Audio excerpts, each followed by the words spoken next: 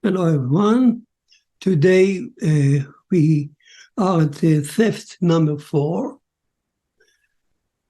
and the name of the class would be how Abraham departed from Noah, which means, as you know, Abraham on one hand is a Noahide. He just got 8 commandments instead of 7. And so he is on one side of him is a Noahide. On the other hand, is regarded as the father of the Jewish people, one of the 3, a patriarch. So what is exactly the cutoff point, and what makes Abraham different from the rest of Noah? Let's understand it once for all. So this is a Parshat Lech Lecha, and it shows it all. Now, let me pick up where we ended last class, number 3. Remember, we talked about the fall of the Tower of Babel. The people dispersed, and they developed 70 different nations, each one speaking its own language, and each one trying to build its own tower, social tower, dictatorship at the top, based on the work of the lower classes. But in contrast to Nimrod, which was based on voluntary work like the Egyptian pyramid. The Egyptian pyramid, as you know, were built by youngsters who flock every year to have a good time on a campus while building the pyramid. It gave them a sense of country and so on, but it was a voluntary pyramid, at least at the beginning. Later on, it also became a place of slavery.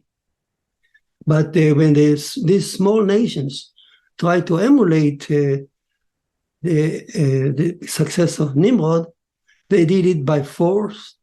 They invaded each other's countries, stealing manpower, land, empires. And that was the world that Abraham was born. So the 10th generation after Noah, the humanity drifted into violating against all the commandments in big time. That's the key of the new era. Everything was done in a larger proportion. Stealing was done not only in the street, mugging, like in Noah's time, but organized theft by armies. So adultery was big time. Adultery was also, think of it, when armies invaded each other's land, they conducted rape and adultery in a scale unknown before. Besides violating adultery within their own countries, voluntarily. Bloodshed was done by wars between empires, and people died now more than ever before by those wars, till up to our days. So bloodshed violated big time. Theft, we already talk about organized theft, injustice, and so on. So this is a universe where Abraham was born into, and he had to fight against it. Now, the Torah says that there were 10 generations between Noah and Abraham. And also there were 10 generations between Adam and Noah. So the number 10 is significant, as you know.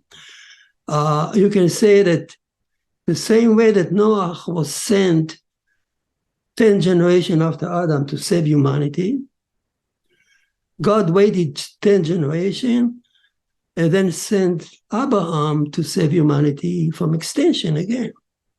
So Abraham is his precious soul that was sent to take the wagon, sunken wagon of humanity out of the mud. You need a strong horse to pull it up. So what was the way that Abraham was expected to do this kind of work, to pull the wagon up? What separates him from Noahide faith, from Noah faith? So let's see let's see what the Torah says about him. At the end of the Parshat Noah, the Torah actually introduced Abraham in a very dry way, factual way, without anything about him. The text simply says that his original name was Abraham. The H was added later. And he was born to a person named Terach, who was a descendant of Shem. His wife, Sarah, was barren. She was also the daughter of his brother. And his own uncle was named Haran. Just simple factual information about Abraham, saying nothing about his marriage. And he tells us about the nephew that the name was Lot. And that they all lived in a city of Ur-Kasdim, which is still identified today in the ruins in southern Iraq, Ur. Ur means oven. That's the place that they probably built the first bricks technology from the Tower of Babylon. In fact, it is not far from Babylon, the city of Babylon. So the Torah says, I'm just reading what the Torah says about him. Very simple factual details, data. They simply said at one point, the Torah says why and when and why. Terach, Abraham's father, took his family and he went to the land of Canaan. It doesn't say why. Obviously, they were idol worshippers. So going to the Holy Land, so to speak, for them was no religious meaning. So why did they go? Torah doesn't say. The purpose was to go to the land of Canaan, but they settled in Haran, which is a southern district in southern Syria. Even today, it's called Haran. So far, the text doesn't mention any merit of Abraham. Moreover, now even more wondrous, in a wondrous way, suddenly Shem appeared to him. It doesn't say why, he got married. And he says to him, go to the land that I'll show you. So the Ramban at the Parsha asks right away, what merit did Abraham have that Hashem appeared to him? That's what the Ramban asked. So the Ramban answered, you know what? The merit was that he listened to it, that he heard it. What an answer. So Sfat Emet explain now what the Ramban is saying. The Ramban is saying that in fact, all mankind, the voice, the call of Hashem to go to wherever I show you, that call was issued for all mankind. And it's still heard, it's being called today. Every person on earth, every Noahide, should hear that voice. Go to where I go, follow me where I will show you. But unfortunately, that the generation, it was only Abraham who heard it. So the text, since he was the only one who heard it, the text referred to him by default that Hashem, as if Hashem talked to him personally. That is a Sfat explanation about the question of Ramban. What was the merit of Abraham? Here you are. The very fact that he heard it. But we also understand that the voice was heard, was issued to every Noahide to go up to where Hashem will show you, but Abraham was the one who heard it. So the Sfat Emet continue. Why did Abraham, what set Abraham apart from the rest of the community that he heard it? What was special about Abraham? So the Sfat Emet says, based on the Midrash, that Abraham had already come to know Hashem on its own. Not only that, he believed in Hashem and his oneness, and he also started to preach about it, to teach about it on its own. So that's knowledge of Hashem as one, and believing in Hashem in oneness was enough to set him apart from the rest of the Noahide community or mankind. And so that render his heart sensitive to hear Hashem, to catch Hashem's voice that was issued to everyone. Because he already knew Hashem.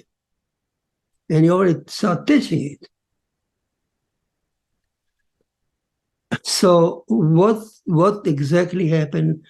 How did Abraham come to know Hashem? So the Midrash actually fills the gap. The Torah doesn't say, but the Midrash says a lot about it. And I'll tell you just the point of the story. We will go back to it maybe later in another class. Now, the Midrash says that Abraham in his youth, he discovered Hashem on his own. How? He was a son of an artist. Terach was artist. He was sensitive to art and beauty. And he was walking around in nature as a child, as a youngster. And he noticed how beautiful the world is, the flowers, how intricate, how complicated the creatures are, how they cohabit with each other, and how smart is nature, beautiful and smart, wisdom. And as he thought about it, he says, wow, this is, I'm quoting you, the Midrash, this is a smart castle. What I see around me is a castle that an architect built. A smart architect built it, a creator. So that's how he came to know Hashem, just by watching nature and understanding there is such a smart nature around us. Now the Midrash goes on and says at the age of 58, he met Noah. How do I know that 58? Because Noah is 58. So in Gematria. Nun is 50, Chet is 8, 58. So the Midrash says, for some reason, age of 58, he met Noah. It doesn't matter exactly when, but what's important here, that meeting Noah was still alive, and Noah bereaved the youngster. For him, Abraham was a child, although at age 58, but Noah was almost 1,000 years old. So he bereaved him with a detail of the faith. So what did he tell Abraham? We can imagine. He tell him about creation, about the merciful Hashem. Abraham didn't know that. Now we need to get the knowledge from someone. So Noah told him about Hashem, about the merciful attribute, about the judge Elohim, the Almighty Elohim. He told him about the creation in 6 days, the judgment at the end of each day, the judgment of the end of the day. And he told him about the Garden of Eden, about how Adam was formed. Adam and Eve were formed in Eden. And how he told him about the primordial sin, and how mankind, all this is important to understand Noah, Abraham's purpose, his faith, according to Sfat Emet. So he told him about the primordial sin, about how mankind was thrown or driven out to live on earth, only to purify ourselves by keeping the commandment and regain and restore our status of purity of Adam, as if Adam and Eve have in Eden before the sin. All that he heard from Noah. And Noah told him about the Sabbath day to come, and our Sabbath. You know, Noah is the only person who saw the two kinds of Sabbath, the future and the one that we have today. He told him about Cain and Abel, the stories, about how mankind deteriorated along the commandment, especially about bloodshed, culminating with the flood, about the Rainbow Covenant, Nimrod and Tower, all that information that we have in the Torah for the first chapters, Noah told him. So Abraham now is equipped with this knowledge in full, with the full understanding what is Hashem, Elohim, and oneness. And Abraham says, now I go back to Sfat Emet, Abraham believed that every Noahide should be fully aware of these issues.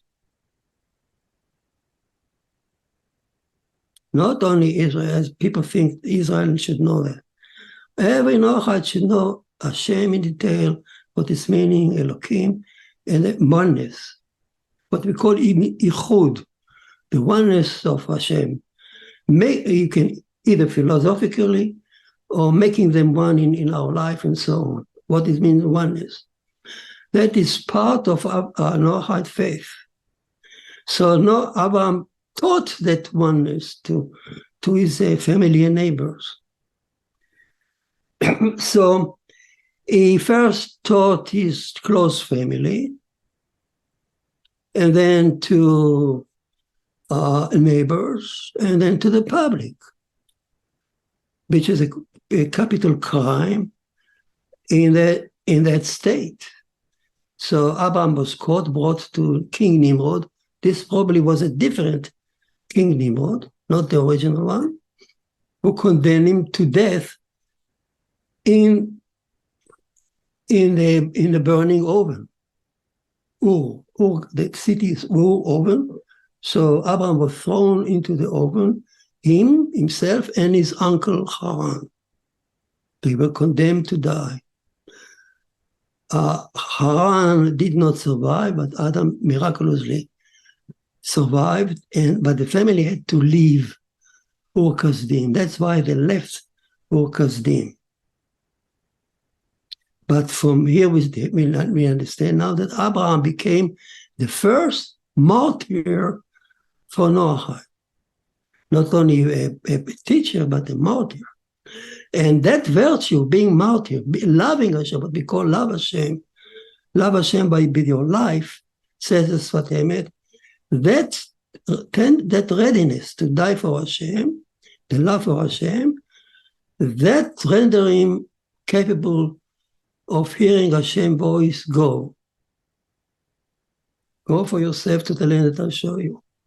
So you need to know, you need two things. You need to first to know Hashem oneness, and then second line, you need to virtue. You need to be ready to surrender your life for Hashem, love Hashem with your life.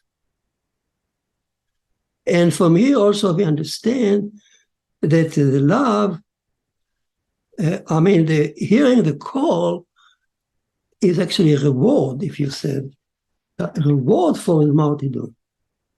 That's what Emet says. That's if you're giving your life for Hashem, you will, as a reward, you will hear his voice. Now, Sfat Emet continue to dissect for us what happened here. So so far, Abraham, we learned that Abraham thought that all Noahide should know oneness in detail. Then those who shows love of Hashem so much to surrender their lives, which is called love of Hashem, they will hear Hashem's voice to go in a new way, to go where He will show us. So I'm quoting now Svatemet. So why did Hashem suddenly says, whoever I bless you, whoever bless you, whoever support you, I will bless him, whoever curse you, I will curse him? What prompted Hashem to say those words? Because Hashem understood that once Abraham is being removed from the rest of the Noahide, just by the virtue that he is ready to surrender his life and love, and just by the fact that he is the only one who hears Hashem's voice, because the others simply are not ready for it. It was aimed for everyone, but he was the only one who caught it by default. So, but that fact already set Abraham apart, especially on a new way that Hashem is going to show Abraham. I will show him to walk on a way that even set you more than before for the rest of Noah, the new way. So Svatemet says Hashem sensed that they are going out of the rest of the Noahide, which Abraham at first didn't want to do, but Hashem in his wisdom told him, no, you need to go to the new way. But Hashem knew that going on the new way will incur a lot of opposition from Abraham, from the rest of the Noahide, the rest of the humanity. Many people will be envy and curse him and hate him. Surprise, surprise, I didn't know that can happen. But many people, he said, will hate you and curse you and want to eliminate you because you stand out. On the other hand, you will become a blessing. There are many people who support you, love you, and support you. So that's why Hashem suddenly turn out and say, those who follow me, and I'll make you a great nation. And those I will bless those who bless you and curse those who curse you. So here is the cutting point spiritually from Abraham, from the rest of humanity, which Abraham, according to Svatemet, did not wish to do it first. But Hashem actually pulled him there. Hashem told him to do this, and Abraham, because they listened to Hashem passionately, Abraham listened to that, and he entered a new stage where he is now a part. He's a prophet from Noahide, but in a sense he is apart from them. Now the Svatemet says, what is a virtue that Abraham should show now? What that will set him even more apart from the rest of the Noahide? What is Hashem really meaning by saying, I'll embark you on a new way? What is a new way? So Svatemet says, listen, Hashem says, I'll go to the land that I will show you. Why didn't he show you right away? Why didn't he show him the goal right away? And the answer is, for Hashem, the goal is not that important right now. The land is not that important. What is important is Abraham's tendency or readiness to go. The going after Hashem.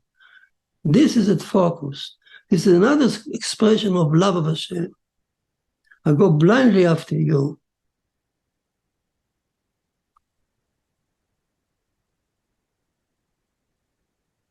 And I'll go not only blindly, but lech lecha passionately.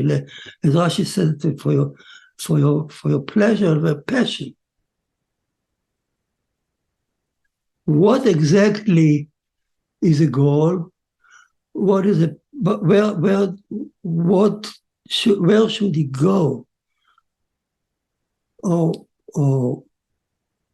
I want to know exactly in more detail what is a new path that calls for passion. He already gave his life for Hashem. So what is the expression of the new love that expressed in passion? Says Sotemet, I'll tell you what.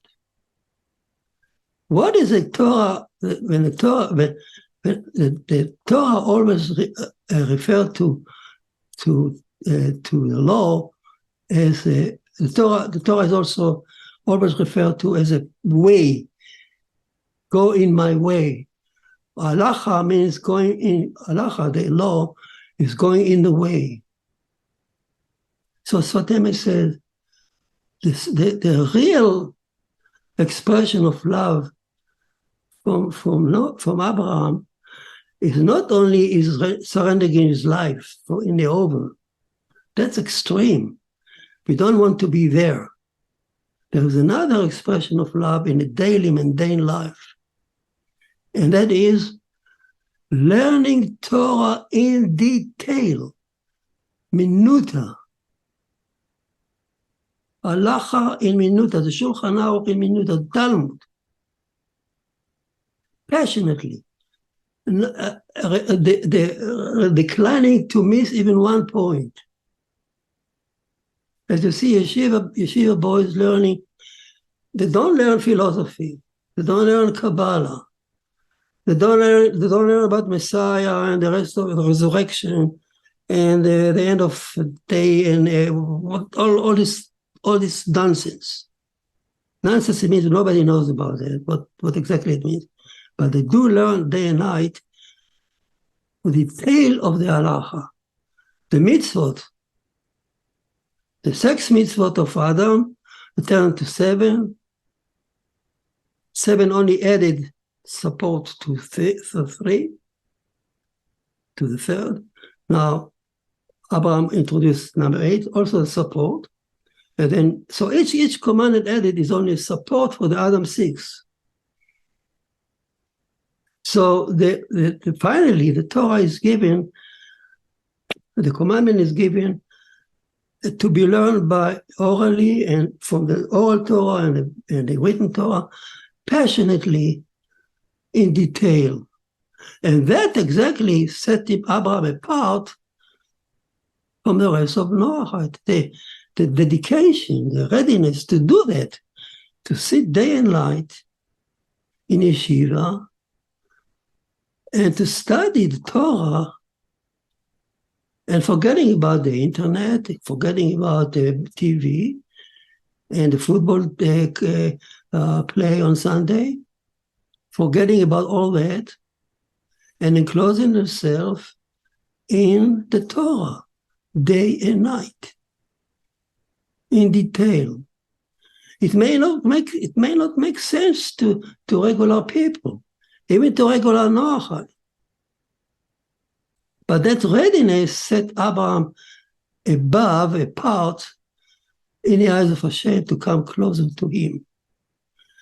And Abraham is, in fact, the call was for all Noahide to do the same. But at that point, Abraham was the first one to do it because he already done part of it. And now his readiness to go on and to continue. Hopefully, the rest of Noahide will continue going the same way, but Abraham will always be the first. He should be recognized as the firstborn, my firstborn son Israel. So So they're going after Hashem in a passionate way and learning the detail of the commandment.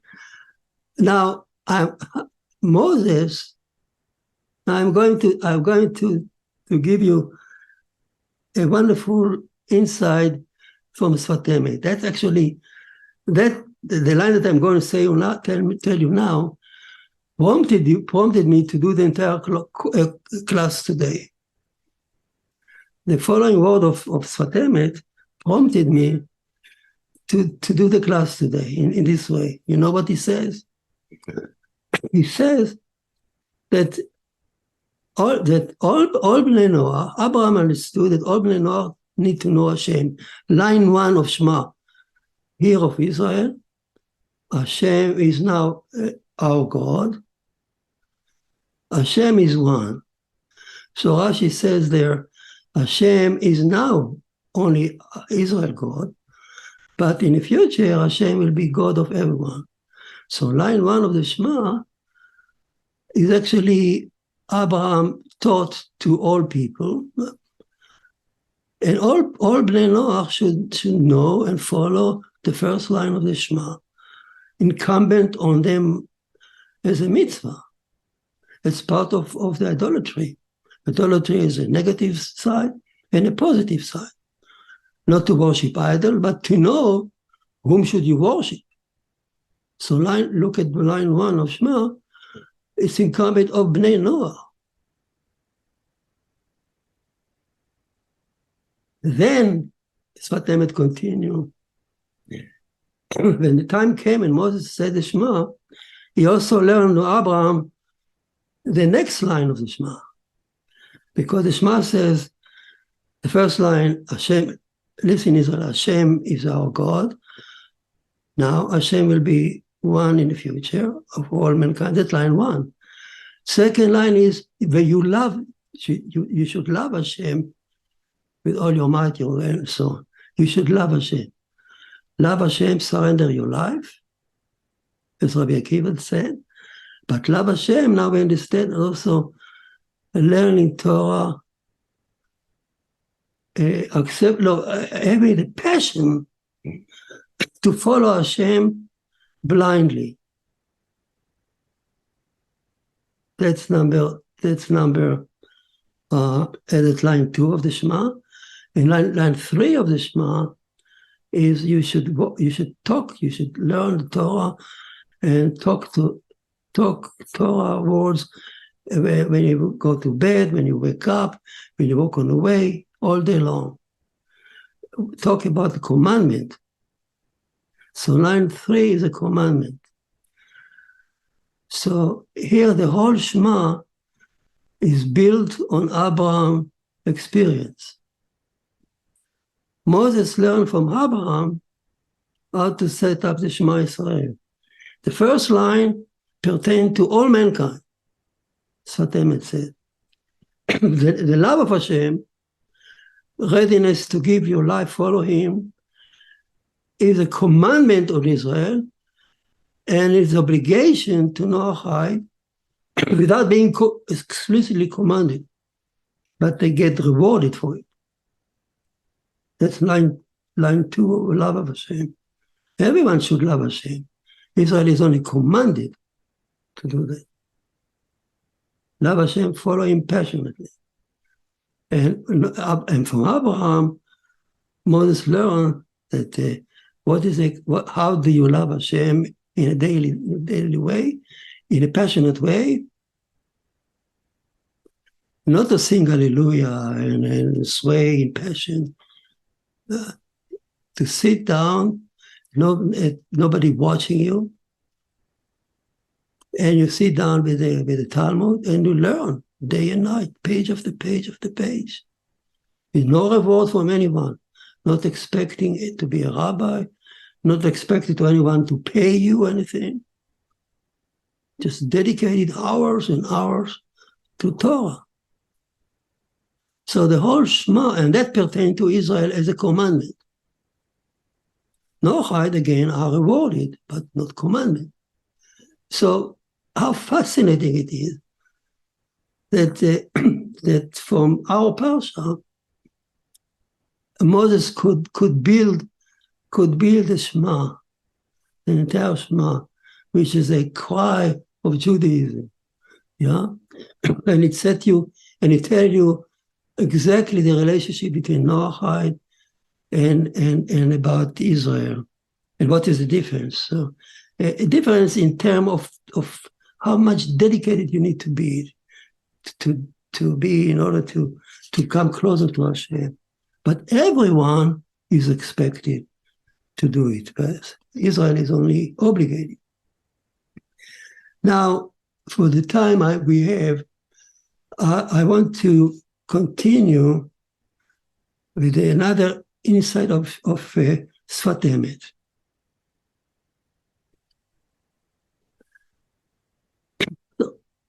Sfat Emet said he wanted to explain what the circumcision is. I know there are several different meanings of compensation, meaning of circumcision, but listen to what Sfat Emet says in context of what we just learned. Circumcision, first of all, is a sign of a dedication to Hashem. It's the emblem of our master in our body. So if I'm circumcised, it reminds me Hashem loves all day long, and it's an emblem of Hashem intervention in the universe, in nature. Abraham, the whole miracle of Abraham that Abraham had in his life, having Isaac, is by miraculous giving birth at the age of 100. So Hashem intervention in nature in Abraham's life was through that organ, and that's no wonder that emblem in that organ, it symbolizes submission or accepting Hashem, submitting myself to my master Adonai, my master. We'll talk about it maybe next class in much more detail. That's number one. Submission.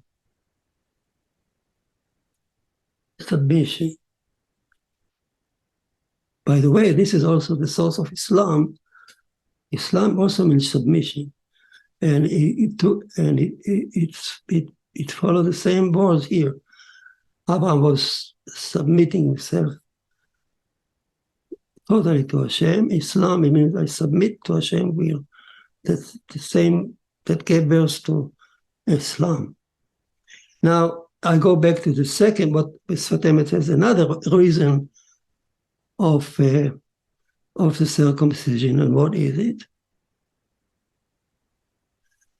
He says, when we say that Abraham believed in oneness, in Hashem, what exactly caught his attention?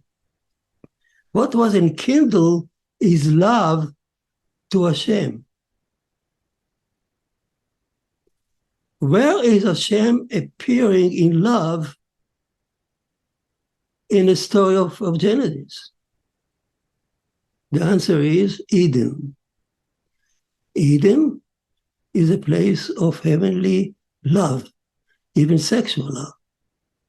Actually, it's today Parsha. When Sarah, at age 90, felt that she is pregnant, she said, wow, I have Edna, and I'm 19 years old. My husband is 100, and I have Edna, sexual pleasure.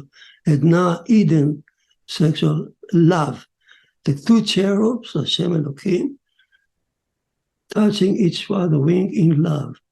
The faces of boy and a girl looking at other is love. Abraham, who is full of love to Hashem, that distinguishes him here. Love Hashem so much from being a martyr and following passionately. So the love, no wonder what enkindled his attraction to Hashem was to the heavenly court that showing love to mankind, to the child Adam. So he knew that by embarking on a new way of passion and love, Hashem actually showed him the way back to Eden. Because the whole goal of the commandment is to take us back to the purity of Eden before the sin. There were cherubs there, and the tree of life in Eden. And not only that, but as Fatemes point out, that the text says there, I quote to you, these are the chronicle of the heaven and earth when they were recreated on the day that Hashem Elohim made earth and heavens. The word recreated in Hebrew, Abraham, is a letter of Abraham. So Abraham is mentioned there, right there, in the formation of Eden, as if Eden, Hashem made Adam with Abraham on his mind. It goes more than that. I don't want to go into detail. But Sfatemes actually, all this information bring up to show that what enkindled Abraham's faith or love to Hashem is attraction to, he wanted to go back to Adam, to that I will go to the loving court, heavenly court of Eden, that we will purify ourselves and restore our status as if it was before. Now, Sfatemes says, you know what? in Eden, Abraham, the tradition said that Adam was formed without skin on his organ. He was born or made circumcised. Not circumcised, he was born naturally circumcised. And so was Noah.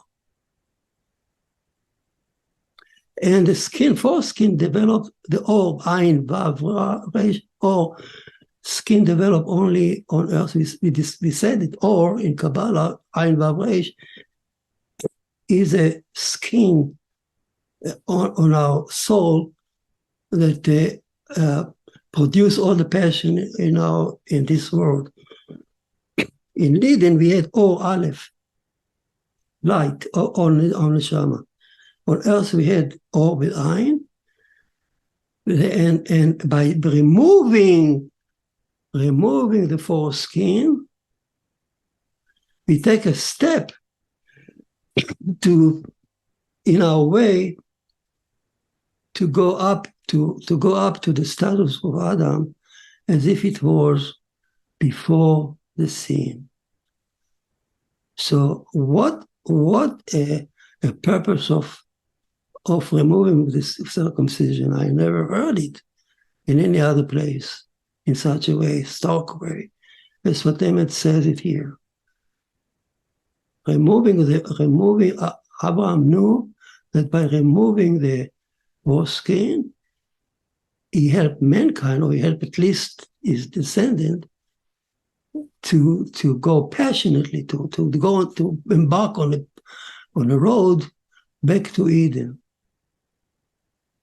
And we restore our purity as if it was before the sin. We remove from ourselves all the evil desire that produced by our skin, and so forth. And that's a step for restoring our status. Wow. I think so, in summary, what we learned today is few things from the Parsha, from Abraham. First, that Moses could write the entire Shema following Abraham's path here. First, to know Hashem in detail, oneness, Secondly, to love Hashem by your life, and love Hashem by following blindly, and love Hashem by be ready to dedicate your life to mitzvot and commandment in detail. So part of the Shema is the first line pertain to all Noahide. It's incumbent on every Noahide to know the first line of Shema, to understand it thoroughly, according to Sfat Emet. Go and argue with Sfat Emet. He said it's a commandment on every Noahide to hear it, to listen to it, and to understand it. And then to love Hashem, follow Him passionately, so that you can hear His voice.